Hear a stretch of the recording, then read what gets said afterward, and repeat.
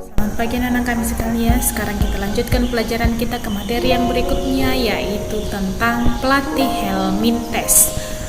Filum Avertebrata yang ketiga adalah filum Platyhelminthes.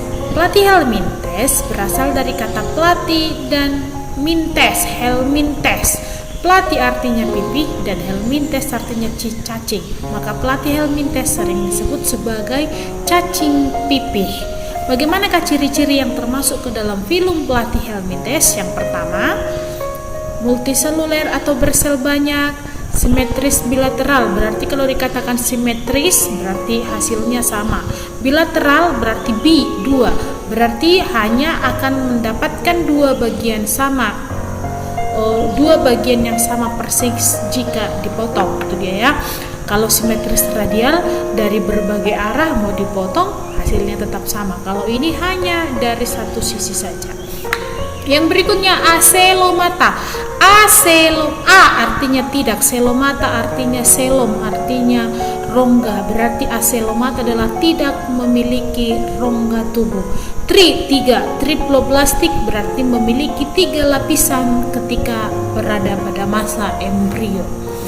Ada yang hidup bebas dan ada yang hidup parasit. Yang hidup bebas ini biasanya hidup di perairan, dan yang parasit ini biasanya di tubuh hewan atau di tubuh manusia. Belum memiliki anus, memiliki sistem saraf ganglion atau tangga tali. Jadi sistem sarafnya masih sangat sederhana, jadi hanya disebut sebagai sistem saraf tangga tali. Kalau kita, sistem saraf kita sudah sangat sempurna atau kompleks. Tidak memiliki sistem peredaran darah, sistem ekskresinya menggunakan sel api, habitatnya di air tawar, ini tadi yang hidup bebas, laut, dan di tempat yang lembab yang hidup bebas tadi ya. Reproduksi secara aseksual melalui fragmentasi dan secara seksual melalui pembentukan gamet atau melalui perkawinan. Kita lihat satu persatu. Platyhelminthes dibedakan menjadi 3 kelas. Yang pertama kelas Turbellaria, yang kedua kelas Trematoda, yang ketiga adalah kelas Cestoda. Yang pertama tadi Turbellaria, yang kedua tadi adalah Trematoda, yang ketiga adalah Cestoda. Kita lihat yang satu persatu. Kelas Turbellaria atau sering disebut sebagai cacing rambut, contohnya adalah Planaria atau Dugesia. Ini dia contoh Planaria. Memiliki faring berarti sistem pencernaan, bintik matanya, dan saluran berujung ini bagian ini. Ini sel apinya tadi. Sel api ini tadi itulah yang kita sebut tadi sebagai alat ekskresinya, gitu ya. Inilah dia struktur tubuh daripada Planaria. Nah, tadi ibu katakan bahwa Platyhelminthes itu bereproduksi melalui 2 cara. Yang pertama aseksual, yaitu melalui fragmentasi. Ini dia artinya fragmentasi. Jika dia dipotong, hasil potongannya itu bisa menjadi makhluk hidup yang baru. Misalkan dipotong. Ini bisa menjadi, jika dia dipotong begini bisa menghasilkan makhluk hidup yang baru. Jika dipotong, dibuang katanya tinggal ini, hasilnya bisa atau yang ini kita lihat ya, ini dipotong berarti tinggal ini kan, itu bisa menghasilkan 2 yang lagi. Ini dibuang, ini bisa menghasilkan lagi. Jadi ini reproduksi secara fragmentasi tadi. Ini secara aseksual, tidak perlu kawin ya. Sedangkan yang seksual harus terjadi peleburan antara sperma dan ovum. Itu dia Planaria. Yang kedua adalah kelas Trematoda, yaitu cacing yang hidup pada tubuh manusia dan hewan ternak. Inilah yang parasit tadi. Tidak memiliki alat gerak, permukaan tubuhnya dilengkapi dengan spina atau duri atau alat pengisapnya, dan memiliki otot pengisap di sekitar mulut. Jadi sering juga disebut sebagai cacing isap. Contoh Trematoda adalah Fasciola hepatica, yaitu cacing hati. Bagaimanakah siklus hidup cacing hati? Ibu mulai dari telur ini. Sudah? Telur yang menetas dan tumbuh menjadi larva satu atau sering disebut sebagai mirasidium di tempat yang lembab. Artinya adalah ini kan berasal dari domba.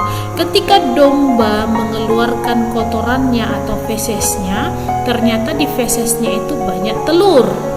Maka ketika telur itu jatuh di tempat yang lembab atau tempat yang berair, maka telur ini akan berkembang menjadi mirasidium atau larva satu, atau sering juga disebut sebagai larva bersilia. Mirasidium bersilia ini dia. Lalu mirasidium ini atau larva bersilia ini tadi kan di tumbuhan air, akan masuk ke dalam tubuh siput. Di dalam tubuh siput, mirasidium ini akan berkembang menjadi sporokis, lalu menjadi redia, lalu menjadi serkaria. Ini di dalam tubuh siput, karena tadi kan dia di tempat yang berair. Lewatlah yang dinamakan dengan siput. Maka tadi kan telur berubah menjadi mirasidium masuk ke dalam tubuh siput. Di dalam tubuh siput, mirasidium berubah menjadi sporokis, menjadi redia, dan menjadi serkaria.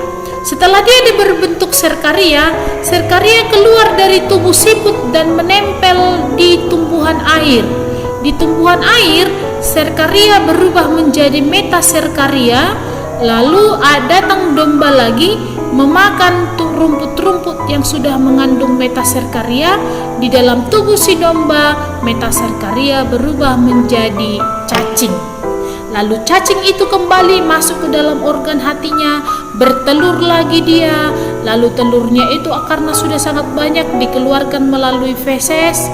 Lalu telur itu jatuh lagi di tempat yang berair, berubah menjadi mirasidium, kembali lagi siklus tersebut. Maka bagaimanakah cara memotong siklus hidup daripada cacing Fasciola hepatica ini? Yang pertama kan berasal dari sini ya. Berarti yang pertama adalah ini dulu harus dibasmi. Kalau supaya itu tidak sampai kena ke manusia. Misalkan bagaimana cara makannya ke manusia? Kan kita kadang-kadang makan domba itu atau makan babi atau hewan yang lainnya. Itu kalau tidak dimasak dengan baik, telur itu bisa menjadi berpindah ke kita. Ini harus dibasmi, lalu tumbuhan air harus dicuci dengan sangat bersih supaya tidak ada menempel metaserkaria, sehingga ketika kita memakan sayur yang ada di air, yang hidup di air, kita tidak memakan metaserkarianya. Kalau kita memakan metaserkarianya, misalkan contohnya sayur selada yang sering dikonsumsi tidak matang, dia kan tidak dicuci bersih, nanti bisa berpindah ke dalam tubuh dan menjadi cacing. Itu dia adalah Platyhelminthes. Yang ketiga adalah kelas Cestoda. Tubuh terdiri atas kepala yang dilengkapi dengan alat pengait atau disebut dengan rostellum ya. Ini dia rostellumnya. Filum yang keempat adalah filum Nematelmintes, berasal dari kata nematos atau benang dan helmintes cacing, berarti sering disebut sebagai cacing benang, cacing gilik. Itu dia ya, cacing gilik. Multiseluler, simetris bilateral, triploblastik, pseudocelomata. Sudah memiliki sistem pencernaan, ekskresi, saraf, dan sistem reproduksi. Apakah contoh daripada Nematelmintes? Contohnya adalah cacing yang ada di perut kita. Nematelmintes adalah contoh daripada cacing yang ada di dalam perut kita ini contohnya. Ya. Contohnya adalah Ascaris,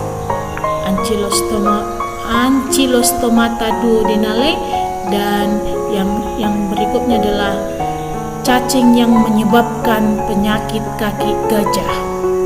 Jadi cacing yang menyebabkan kaki gajah, kaki yang terkena elephantiasis yang disebabkan oleh salah satu Nematelmintes filaria. Itu dia ya. Inilah contoh-contoh daripada cacing Contoh tadi nematelmintas adalah ascaris atau cacing perut. Kita lihat bagaimanakah siklus hidup cacing perut di dalam tubuh kita. Yang pertama, cacing dewasa yang ada di dalam perut kita akan bertelur. Jika kita mengeluarkan feses yang mengandung banyak telur dan kita buang di tempat yang sembarangan, misalkan kita buang air besar di sungai atau di tempat-tempat terbuka, bukan di kamar mandi, maka telur yang dikeluarkan manusia melalui feses akan menempel pada tanaman. Telur cacing mungkin termakan manusia yang masuk ke mukosa usus, atau dimakan oleh ikan, atau menempel pada tumbuh-tumbuhan yang ada di sungai tersebut, ya. Telur cacing mengalami perkembangan atau selama 18 hari dan dibawa oleh peredaran darah menuju ke paru-paru. Naik dia ke paru-paru, lalu cacing menetas dan berkembang menjadi cacing dewasa di dalam paru-paru. Masuk dia ke paru-paru. Larva cacing yang menembus dinding alveolus dan menuju bronkus, selanjutnya menuju ke kerongkongan. Telur akan dibawa ke sistem ke paru-paru ini, lalu di paru-paru dia akan naik ke atas. Ini masuknya di paru-paru, di alveolus, dia akan semakin menjadi cacing, larva cacing naik ke atas. Lalu ini kan kalau yang orange ini kan ke hidung. Nah, di sini ada yang dinamakan dengan epiglotis atau persimpangan antara yang hijau dengan yang orange. Lalu naik dia ke atas, lalu dia maju ke yang hijau, masuk ke dalam lambung, lalu tinggallah dia di dalam usus. Larva cacing menembus alveolus menuju bronkus, selanjutnya menuju kerongkongan. Dari kerongkongan larva cacing menuju usus halus, berkembang menjadi cacing dewasa. Cacing dapat hidup di dalam usus halus selama 2 sampai 3 tahun. Begitulah dia. Jadi, supaya kamu tidak terkena cacing, sering-seringlah mengkonsumsi obat cacing. Sekali 6 bulan itu dianjurkan untuk mengkonsumsi obat cacing. Itu dia ya. Inilah pelajaran kita untuk hari ini. Sekian, Ibu berharap anak-anak Ibu dapat memahaminya dengan baik. Selamat pagi.